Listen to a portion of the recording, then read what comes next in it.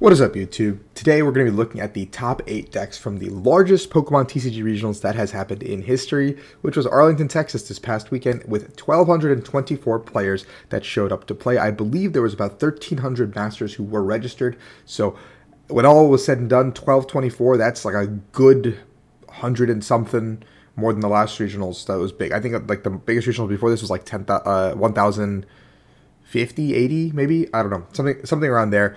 We hadn't cracked 1,100 as far as I know, but yeah. Anyway, the biggest regionals was taken down by Fenton, a player if you guys haven't heard of. This is his second regional championship win. Connor has been consistently performing at the top of the table, so awesome to see.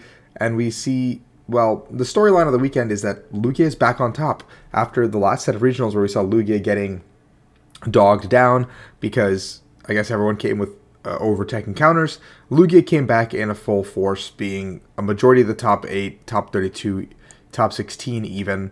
Like a lot of LUGIAs here, very few Mews. And yeah, 5 LUGIAs in top 8, so let's just jump right into it.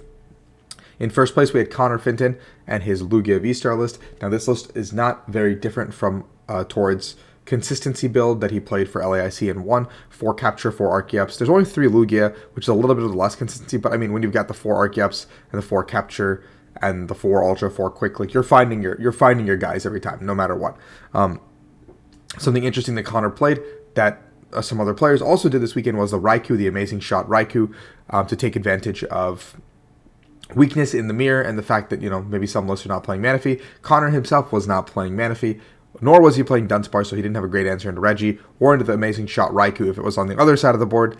A Bird Keeper as well to deal with the paralysis for even 1 turn, but no way to recycle it like an Eldegoss or anything of that nature. Choosing to use the Heat energy as his special energy of choice, no Hiding Dark, no Speed Lightning, saying that, okay, these 4 colored energies will be enough to make do with these 3 big attackers. In second place, we had Crackler, also a longtime player, playing something that was pretty crazy. I don't really know how to describe this besides a Vikavolt Melanie deck or just like a Melanie box deck. Alex utilizing this Mysterious Tail Mew to dig deeper through the deck to use a bunch of item cards to then set up a turn 1 item lock with this Paralyzing Bolt. Now, while Paralyzing Bolt does not necessarily do the most damage with only 50, you can use this Zapdos to add 10 more, putting you at 60. I know, crazy. Using a 1/1 Aerodactyl line that's in the deck, because if you go first, you have a pretty much a 50-50 chance to just auto-win LUGIA if the cards are in your deck, because you can just go get the Brilliant Star, use the Ancient Star, use the Ancient Star, and all of a sudden LUGIA cannot V-Star. You've won the game. Got a copy of Drapion to deal with Mew, and the Ditto will bring it back if they're not playing the Lost City version. Raikou V as well for early game or late game insurance policies against Lugias when they actually get set up. Through your Paralyzing Bolt, if they get lucky on a turn 1 or have a great turn 1. Crobat, Greninja, and a Goon. The Goon to supplement damage just because you are only doing 60 per turn, or max of 60 per turn. For Melanie, a Boss, and a Marnie, just a very consistent, straightforward engine. This engine kind of scares me at how consistent it was. I played against Alex in the tournament. Alex just went through his deck at like lightning speed. Turn 1 almost always got the Melanie combo off. It was pretty crazy to watch with the shoes, with the switchers, like all these combo pieces exist. So yeah, I think this deck was really cool, a really good meta call. I don't know if this is an immediate pick up and play deck, but I do expect this kind of a deck to start being more popular, especially with San Diego being our last regionals in America. Then we had in third place John Ang playing LUGIA as well, but this one is focused on playing Path to the Peak, Gigas, and having answers to make sure you deal with Duraludon. This is a build built to counter Duraludon, built to beat to have an even matchup into Reggie's, and I think your mirror suffers a little bit, but I mean mirror at the end of the day is mirror. You just to set up and play your game. No amazing shot Raikou, none of those cards to kind of help out in those situations. 3 choice belt, however, to get the knockouts, but besides that, the list is pretty stock standard with 2 path, which is weird because Lugia doesn't want to path itself, but you do want to path Duraludon, which is really important.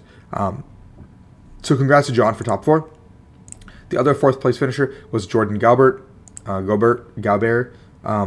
I don't know how to say that correctly, I'm so sorry.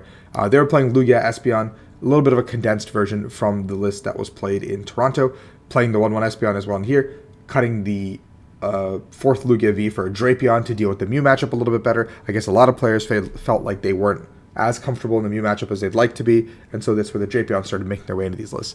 Jordan also playing a copy of the Path to the Peak, realizing that that's also a good answer for Duraludon. Adding that as well. We have a Bird Keeper as well for the paralysis. Jordan kind of putting all of these cards that seem good on paper in one deck together, and it worked out for them, pulling them to a top 4 finish.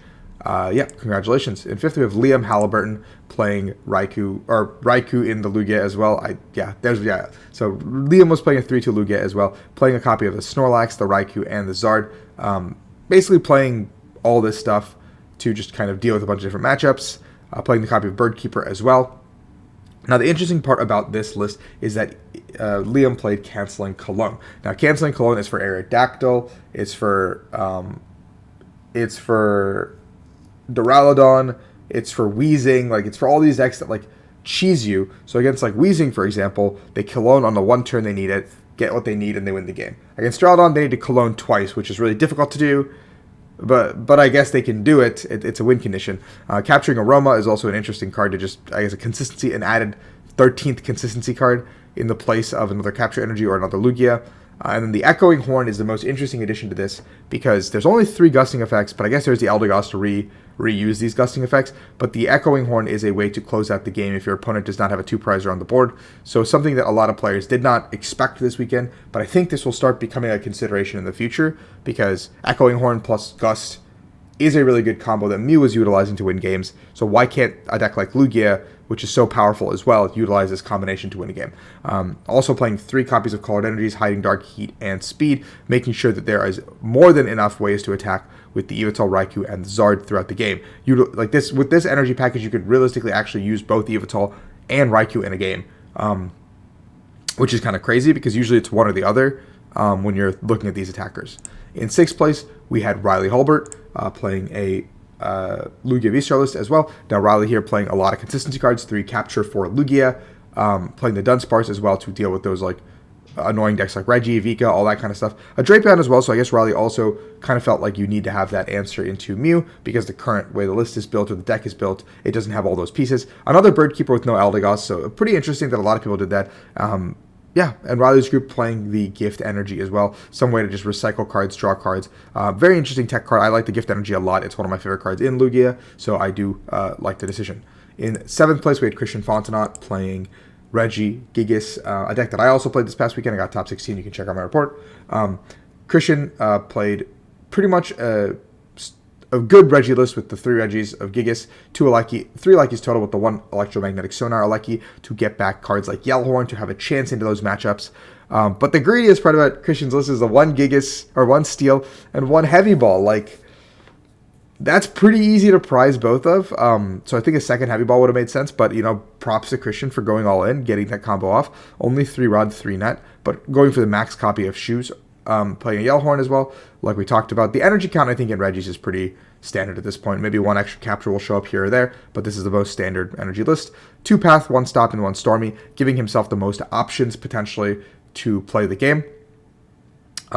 With 2 Path, you are a little bit more resilient to you're a little bit more susceptible to Arctura, but the other matchups seem pretty fine.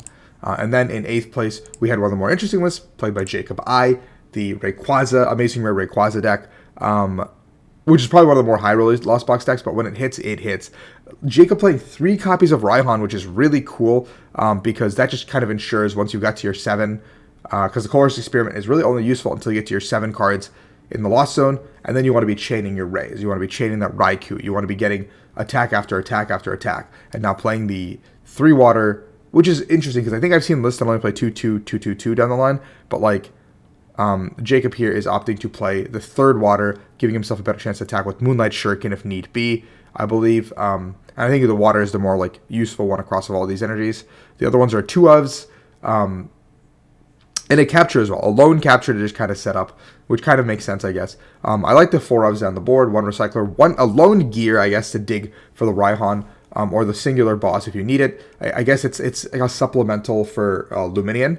So you don't have to play a Luminion, and it just doesn't become a bad opener. But I guess you could also see the argument for cutting this Pokegear, playing a Luminion, and having just a guaranteed access to boss or Raihan on the turn you need it, because you do have the 3 water, so you can attack with that. But anyway, We saw one of the biggest fields. You can look at the statistics here from the most successful decks in day 2. Out of the 129 players that made it, almost 40% of the field was LUGIA. About 17% was Lost Box. We saw a huge amount of Reggies make it. And while there was about 10% Mew, they did not convert. So a couple of niche decks in the bottom, but the top heavy decks have been performing very, very well. Yeah, and with that being said, thank you guys for watching this video. I hope you guys are ready for San Diego, whatever your next regionals is. Good luck, guys. Thank you. If you enjoyed this content, like and subscribe. Peace out.